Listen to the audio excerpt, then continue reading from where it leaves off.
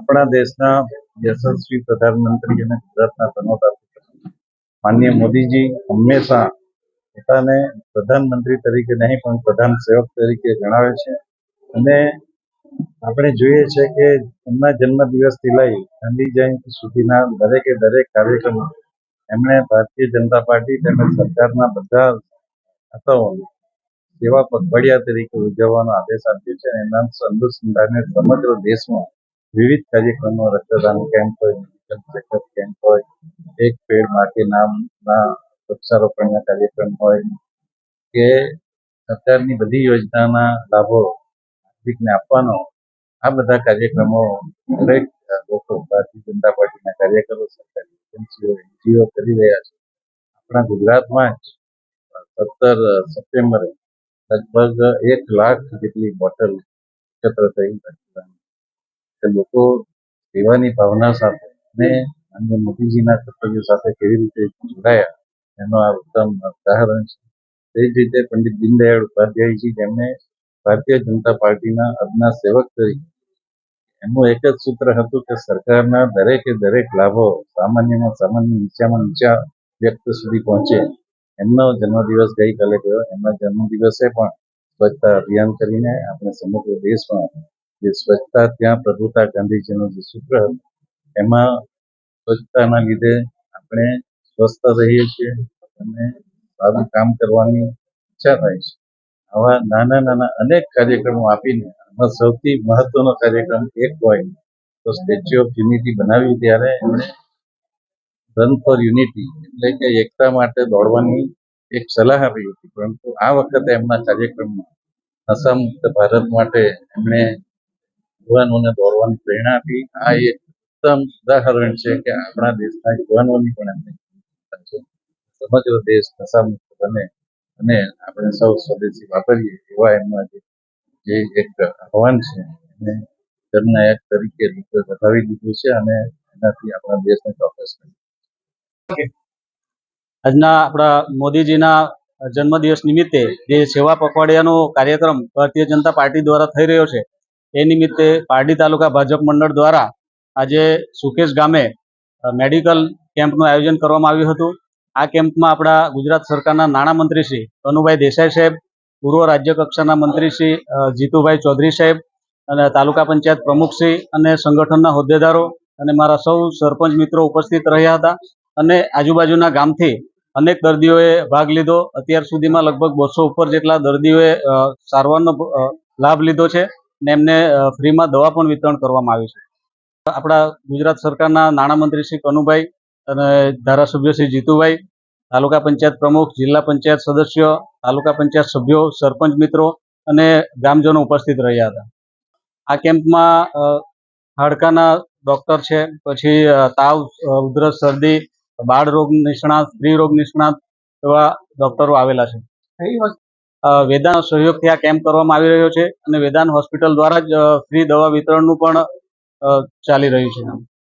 અને પુનિતભાઈ અને એની સમગ્ર ટીમને ખાસ અભિનંદન આપીશ અને મારા સાથી ધારાસભ્ય શ્રી જીતુભાઈએ પણ જે રીતે કાર્યક્રમનો ઉત્સાહ વધારી એમને પણ ખાસ સહકાર બદલ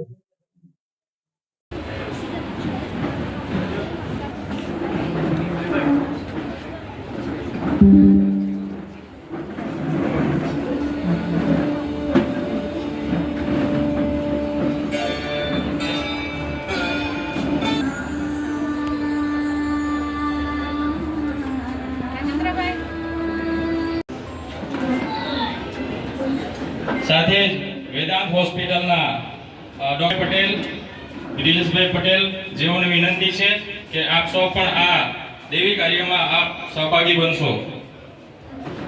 વક્રતુંડ મહાકાય સૂર્યકોટિ સમપ્રભ નિર્વિઘ્નમ કુરુ મે દેવ સર્વકાર્યેષુ સર્વદા સર્વકાર્યેષુ સર્વદા.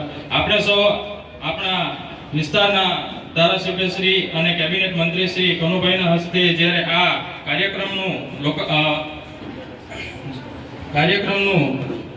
ઉદ્ઘાટન થઈ રહ્યું છે ત્યારે આપ સૌને વિનંતી છે કે આપ સૌ તાળીઓના ગડગડાટથી વધાવી લેશો.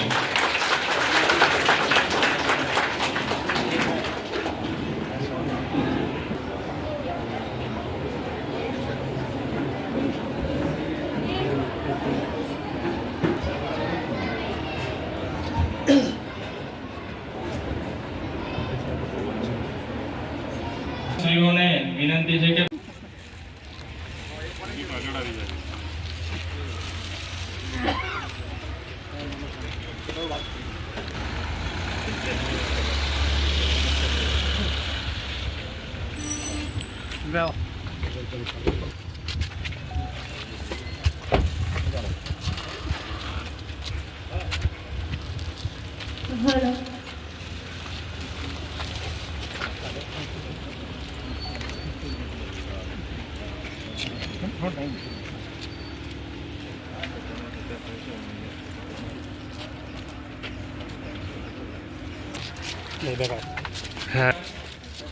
પારડી તાલુકા ભારતીય જનતા પાર્ટી મંડળ વતી એમનું પારડી તાલુકા ભારતીય જનતા પાર્ટી વતી હાર્દિક સ્વાગત કરીએ છીએ.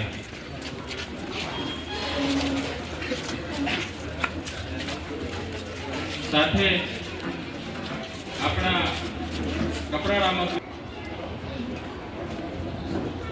હાર્દિક સ્વાગત કરીએ છીએ.